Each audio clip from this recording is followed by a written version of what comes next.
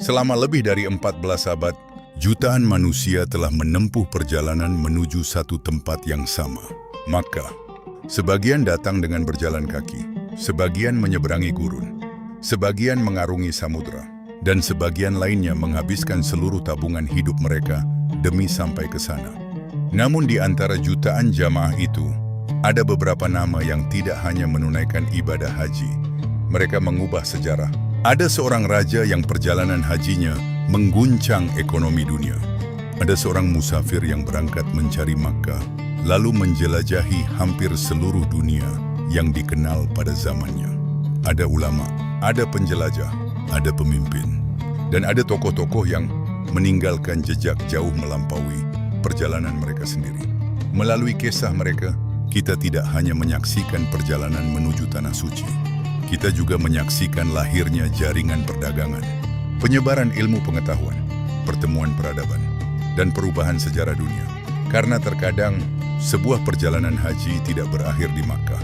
Terkadang ia mengubah dunia.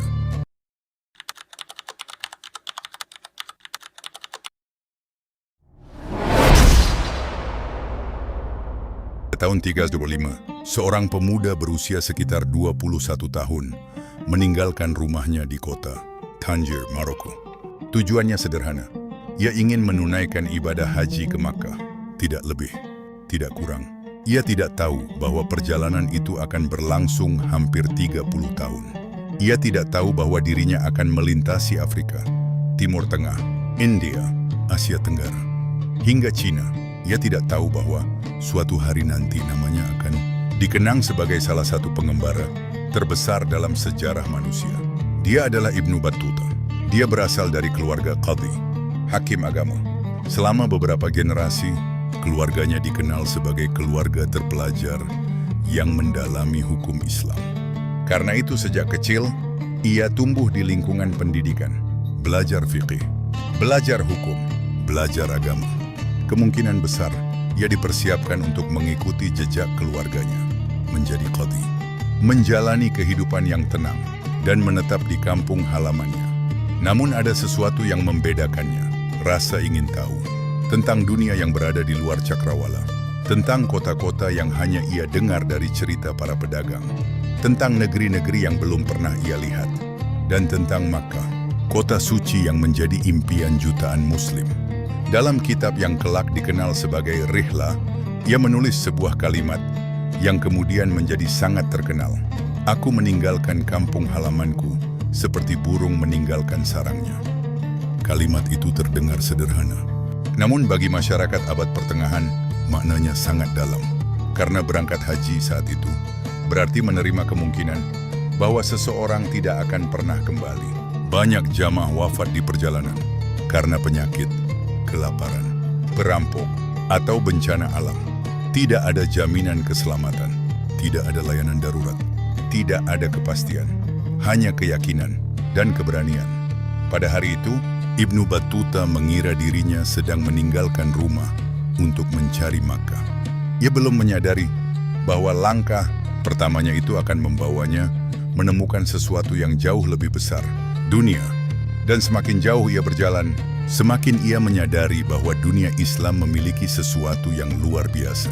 Sebuah jaringan yang menghubungkan manusia dari Atlantik hingga Asia. Jaringan yang memungkinkan seorang pemuda dari Maroko berjalan ribuan kilometer tanpa pernah benar-benar merasa sendirian. Ia tidak tahu bahwa suatu hari nanti namanya akan dikenang sebagai salah satu pengembara terbesar dalam sejarah manusia. Para sejarawan memperkirakan total perjalanan yang ia tempuh mencapai sekitar 120.000 km, hampir 3 kali keliling bumi. Lebih jauh dari sebagian besar penjelajah pada zamannya.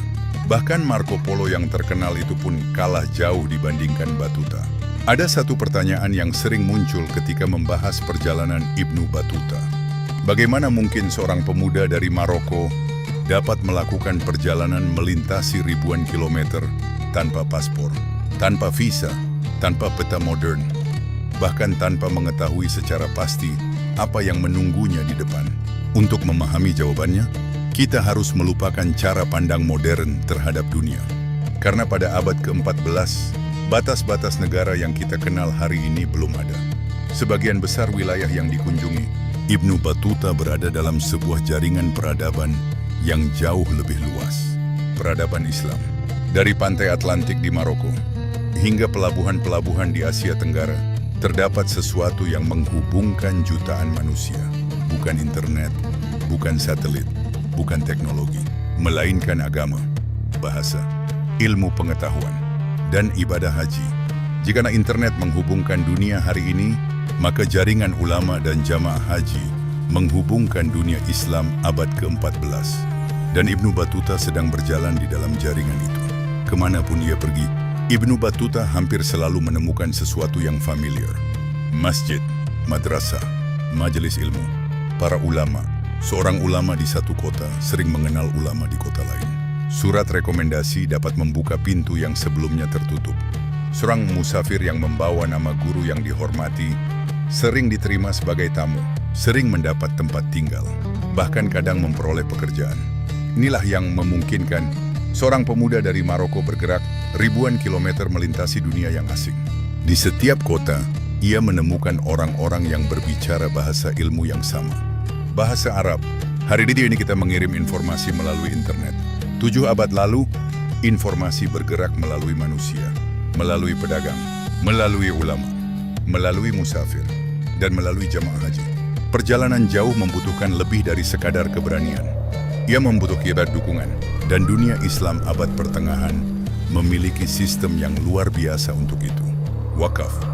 Di berbagai kota, para dermawan membangun penginapan, sumur, dapur umum, madrasah, dan rumah sakit. Semuanya didanai melalui wakaf. Bagi banyak musafir, fasilitas ini bisa menjadi perbedaan antara hidup dan mati. Dan bagi Ibnu Battuta, sistem inilah yang membantu menjaga perjalanannya tetap berlangsung selama puluhan tahun. Hari ini kita menyebut dunia yang saling terhubung sebagai globalisasi.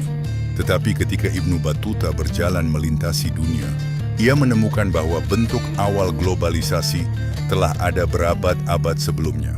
Di pasar-pasar besar, ia melihat barang dari berbagai penjuru dunia. Rempah-rempah dari Asia Tenggara, kain dari India, emas dari Afrika, keramik dari Cina. Ia melihat orang-orang yang lahir ribuan kilometer jauhnya berdagang, belajar, menikah, dan hidup berdampingan. Semakin jauh ia berjalan, semakin ia menyadari sesuatu. Dunia ternyata jauh lebih luas daripada yang ia bayangkan. Namun dalam waktu yang sama, manusia ternyata jauh lebih terhubung daripada yang ia kira. Suatu ketika, Battuta jatuh sakit cukup parah. Ia bahkan sempat mengikat dirinya ke pelana keledai yang dinaikinya agar tidak jatuh. Alhamdulillah, Battuta kemudian sembuh. Perjalanan pun dilanjut. Di salah satu kota yang disinggahi, Battuta menikahi seorang wanita muda. Wanita itu adalah istri pertama dari 10 istri yang pernah dinikahinya. Sayangnya, mereka kemudian bercerai. Dan kemudian, setelah berbulan-bulan perjalanan, Ibnu Battuta tiba di kota yang akan mengubah cara pandangnya tentang dunia, Kairo.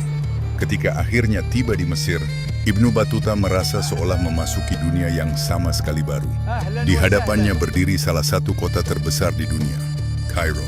Pada masa itu, Kairo bukan sekadar ibu kota Mesir. Ia adalah salah satu pusat peradaban terbesar di muka bumi. Sebagian sejarawan memperkirakan jumlah penduduknya mencapai antara 300.000 hingga 600.000 jiwa. Angka yang luar biasa untuk abad ke-14. Ketika sebagian besar kota Eropa masih relatif kecil, Kairo telah menjadi metropolis internasional. Disinilah jalur perdagangan Afrika, Arab, Mediterania, dan Asia bertemu. Di pasar-pasar Kairo, Ibnu Battuta melihat dunia. Pedagang dari Afrika Barat, pelaut dari Laut Merah, saudagar Persia, musafir dari Asia Tengah. Semua bertemu di kota yang sama. Yang membuatnya lebih kagum lagi adalah tingkat kemajuan kota ini. Kairo memiliki rumah sakit besar, madrasah, perpustakaan, sistem wakaf yang menopang kehidupan sosial masyarakat. Dalam catatannya, Ibnu Battuta menyebut Kairo sebagai al-Bilad, ibu dari segala kota. Dari Mesir, Ibnu Battuta melanjutkan perjalanan menuju Suriah. Tujuannya adalah bergabung dengan karavan, salah satu rombongan haji terbesar di dunia Islam, Karavan Damaskus. Sulit bagi manusia modern membayangkan ukuran karavan ini. Sebagian catatan sejarah memperkirakan jumlah jamaah dapat mencapai puluhan ribu orang. Kadang 20.000, kadang 30.000, bahkan lebih. Angka pastinya berubah dari tahun ke tahun, tetapi skalanya tetap menakjubkan. Dari kejauhan, karavan itu tidak tampak seperti rombongan musafir. Ia tampak seperti sebuah negara yang sedang berjalan. Di dalamnya terdapat jamaah haji, pedagang, dokter, pengawal, ulama, dan para pekerja yang menjaga kehidupan karavan tetap berjalan. Setiap tahun, ribuan orang mempertaruhkan hidup mereka demi mencapai Makkah, dan Ibnu Battuta kini menjadi bagian dari arus besar itu. Ada momen dalam hidup yang sulit dijelaskan dengan kata-kata. Bagi banyak jamaah haji, momen itu adalah ketika mereka pertama kali melihat Ka'bah. Berbulan-bulan perjalanan, ribuan kilometer, panas, debu, kelelahan, dan akhirnya Ka'bah. Di tempat inilah jutaan doa dari berbagai penjuru dunia bertemu. Dan di tempat inilah Ibnu Battuta menyadari sesuatu yang akan mengubah hidupnya. Di sekeliling Ka'bah, ia melihat manusia dari berbagai negeri. Afrika, Arab, Persia, Turki, Asia Tengah, India, Asia Tenggara. Mereka berbicara dalam bahasa berbeda, memiliki warna kulit yang berbeda, datang dari kerajaan yang berbeda. Namun mereka berdiri menghadap kiblat yang sama. Makkah bukan cuma tujuan perjalanan. Makkah adalah pusat gravitasi dunia Islam, tempat di mana jalur perdagangan, jalur ilmu pengetahuan, dan jalur spiritual bertemu. Sebagian besar jamaah yang datang tentunya akan segera pulang. Tetapi Ibnu Battuta menghadapi pilihan berbeda. Seusai ibadah haji usai, ia bisa saja kembali ke Tangier, kembali ke kehidupan yang telah disiapkan keluarganya. Tetapi, ia memilih terus berjalan. Ya, dia memang datang mencari Makkah. Tetapi di Makkah, ia menemukan dunia. Ia terus bergerak ke arah timur, melewati Persia, melewati Afghanistan, Yaman, Afrika Timur, India, Cina, bahkan juga mampir ke wilayah Nusantara. Saat itu belum ada Indonesia. Dan keputusan itu mengubah namanya menjadi legenda dunia. Ketika akhirnya tiba di Kesultanan Delhi, Ibnu Battuta kembali dibuat takjub. Kota ini berbeda dari semua yang pernah ia lihat sebelumnya. Lebih besar, lebih kaya, lebih ramai, dan lebih berbahaya. Pada abad ke-14, Delhi merupakan ibu kota salah satu kerajaan terbesar di Asia. Wilayah kekuasaannya membentang melintasi sebagian besar anak benua India. Populasinya diperkirakan mencapai ratusan ribu jiwa. Mungkin mendekati 500 juta, menjadikannya salah satu kota terbesar di dunia. Namun bukan kota itu sendiri yang paling menarik perhatian Ibnu Battuta, melainkan penguasanya. Seorang sultan yang hingga hari ini masih menjadi salah satu tokoh paling kontroversial dalam sejarah India. Namanya Sultan Muhammad bin Tughlaq. Banyak sejarawan menggambarkannya sebagai sosok yang sulit dipahami. Di satu sisi, ia sangat cerdas. Ia mempelajari filsafat, logika, matematika, sastra, dan ilmu agama. Kemampuan intelektualnya bahkan membuat kagum banyak ulama.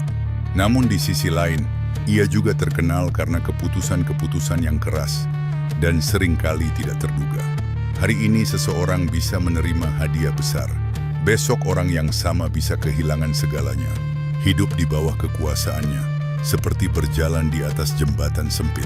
Satu langkah salah, dan semuanya bisa berakhir. Latar belakang pendidikan Ibnu Battuta ternyata membuka pintu yang tidak pernah ia bayangkan.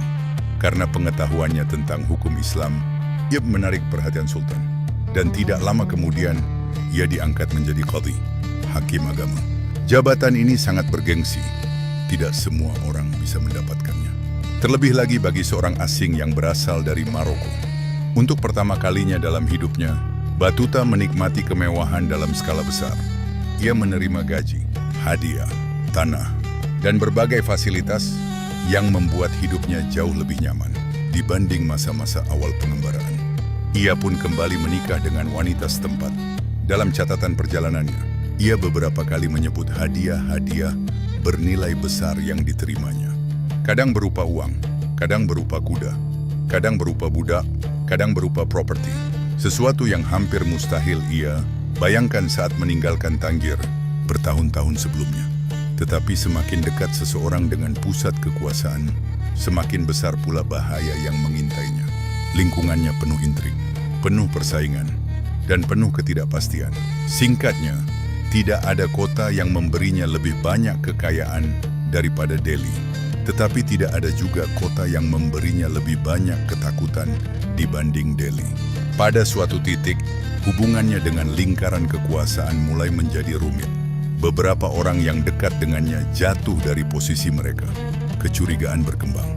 Situasi menjadi semakin berbahaya. Ia menyadari bahwa hidupnya bisa berubah kapan saja. Dan seperti berkali-kali sebelumnya, takdir memberinya jalan keluar yang tidak terduga. Sultan memutuskan untuk mengirim utusan ke Cina. Dan Ibnu Battuta dipilih menjadi bagian misi diplomatik itu. Bagi banyak orang, ini adalah kehormatan besar. Tetapi bagi Battuta, ini juga menjadi kesempatan untuk meninggalkan lingkungan politik yang semakin berbahaya. Sekali lagi, dunia memanggilnya untuk terus bergerak. Dan sekali lagi, ia menjawab panggilan itu. Ia meninggalkan Delhi, meninggalkan kemewahan, meninggalkan jabatan, dan kembali menjadi seorang musafir. Di depannya terbentang Samudra Hindia, salah satu jalur perdagangan terpenting di dunia. Dan di tengah samudra itu, terdapat sebuah kepulauan yang tampak seperti surga, Maladewa. Hari ini Maladewa dikenal sebagai tujuan wisata mewah. Namun pada abad ke-14, kepulauan ini memiliki peran yang jauh lebih penting daripada yang sering dibayangkan. Salah satu komoditas utama Maladewa adalah kerang kori, benda kecil yang digunakan sebagai alat tukar di berbagai wilayah Afrika dan Asia. Selama berabad-abad, kerang-kerang ini menjadi bagian penting dari perdagangan internasional. Karena posisi strategis ini, Maladewa menjadi tempat singgah bagi kapal-kapal yang bergerak antara India dan Asia Tenggara. Dan seperti yang sering terjadi dalam hidupnya, Battuta kembali memperoleh jabatan. Ia diangkat menjadi qadhi, hakim agama. Berbeda dengan Delhi, kehidupan di Maladewa terasa jauh lebih tenang. Tidak ada istana raksasa. Tidak ada intrik politik sebesar yang pernah ia hadapi di India. Tidak ada ketakutan yang terus menghantui setiap langkah. Untuk sesaat, ia tampak seperti seseorang yang akhirnya menemukan tempat untuk menetap. Tempat untuk mengakhiri pengembaraan panjangnya. Namun kehidupan jarang berjalan sesederhana itu. Sebagai qadhi, Ibnu Battuta berusaha menerapkan hukum Islam sesuai pemahamannya. Tetapi tidak semua orang setuju. Perbedaan budaya, perbedaan kebiasaan, dan kepentingan politik lokal perlahan menimbulkan gesekan. Sekali lagi, ia menghadapi pilihan yang sudah sangat akrab dalam hidupnya, bertahan, atau melanjutkan perjalanan. Dan seperti yang sudah bisa ditebak, ia memilih perjalanan. Di depan sana, terdapat sebuah negeri yang sangat jauh dari Maroko, sangat jauh dari Makkah. Sekitar tahun 1345, Battuta tiba di sebuah negeri yang sangat jauh dari kampung halamannya. Namun justru di tempat inilah, ia menemukan salah satu bukti paling kuat bahwa dunia Islam telah terhubung dari ujung ke ujung. Negeri itu bernama Samudera Pasai. Bagi sebagian orang Arab pada abad ke-14, wilayah ini berada hampir di ujung dunia yang mereka kenal. Namun Pasai bukan negeri terpencil. Sebaliknya, ia adalah salah satu simpul perdagangan paling penting di Asia. Setiap tahun, kapal-kapal datang dari Gujarat, Bengal, Yaman, Persia, dan Cina, membawa barang, membawa manusia, membawa ilmu pengetahuan, membawa budaya, dan membawa agama. Jauh sebelum bangsa Eropa berlayar mencari jalur rempah-rempah, para pedagang Muslim telah menjadikan Selat Malaka sebagai salah satu jalur perdagangan paling sibuk di dunia. Salah satu sumber kekayaan Pasai adalah lada. Hari ini lada mungkin hanya terlihat sebagai bumbu dapur biasa. Namun pada abad pertengahan, lada merupakan salah satu komoditas paling berharga di dunia. Di berbagai kota besar Eurasia, harga lada bisa berkali-kali lipat lebih tinggi dibandingkan harga di tempat asalnya. Karena itu, perdagangan rempah menjadi bisnis bernilai luar biasa. Dari pelabuhan-pelabuhan Sumatera, lada bergerak menuju India, menuju Timur Tengah, menuju Afrika, dan akhirnya mencapai Eropa, menciptakan jaringan ekonomi yang membentang ribuan kilometer. Sebagian sejarawan bahkan menyebut perdagangan rempah sebagai salah satu mesin utama. ekonomi dunia sebelum era modern, dan Pasai berada tepat di tengah jaringan itu. Selama berada di Pasai, Ibnu Battuta bertemu penguasanya, Sultan Al-Malik Al-Zahir, seorang pemimpin yang meninggalkan kesan mendalam dalam catatannya. Battuta menggambarkannya sebagai penguasa yang saleh, dekat dengan para ulama, dan memiliki minat besar terhadap ilmu agama. Bagi para sejarawan, keterangan ini sangat penting, karena menunjukkan bahwa pada pertengahan abad ke-14, Islam di Nusantara bukan lagi sekadar agama yang baru datang. Ia telah memiliki penguasa muslim, lembaga keagamaan, tradisi intelektual, dan jaringan ulama yang aktif. Bukan perdagangan, bukan pula istana. Yang paling membekas dalam ingatan Ibnu Battuta, bayangkan, seorang musafir dari Maroko, berada lebih dari 12.000 km dari rumahnya, lebih dari 10.000 km dari Makkah. Namun ketika azan berkumandang, ia mendengar seruan yang sama. Ketika memasuki masjid, ia menemukan kiblat yang sama. Ketika bertemu para ulama, ia menemukan mazhab yang sama, mazhab Syafi'i. Mazhab yang hingga hari ini menjadi tradisi mayoritas umat Islam Indonesia. Disinilah, mungkin untuk pertama kalinya, Ibnu Battuta benar-benar memahami luasnya dunia Islam. Ribuan kilometer memisahkan Maroko dan Sumatera. Lautan memisahkan mereka. Budaya memisahkan mereka. Bahasa memisahkan mereka. Namun agama menghubungkan mereka. Ketika Ibnu Battuta tiba di Pasai, Indonesia belum ada. Negara yang kita kenal hari ini belum lahir. Namun Nusantara telah menjadi bagian penting dari jaringan perdagangan dunia. Kapal-kapal dari Arab, India, Persia, dan Cina telah berlabuh di pelabuhan-pelabuhan kawasan ini berabad-abad sebelum kedatangan bangsa Eropa.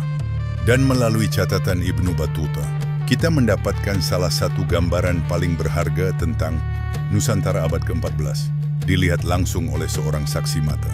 700 tahun yang lalu, ketika meninggalkan Tangier, Ibnu Battuta mengira dunia berakhir tidak jauh dari Cakrawala.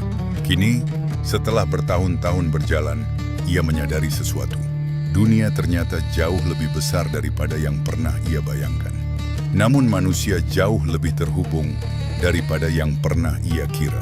Ia datang mencari Makkah. Tetapi sepanjang perjalanan, ia menemukan sebuah peradaban yang membentang dari Atlantik hingga Nusantara.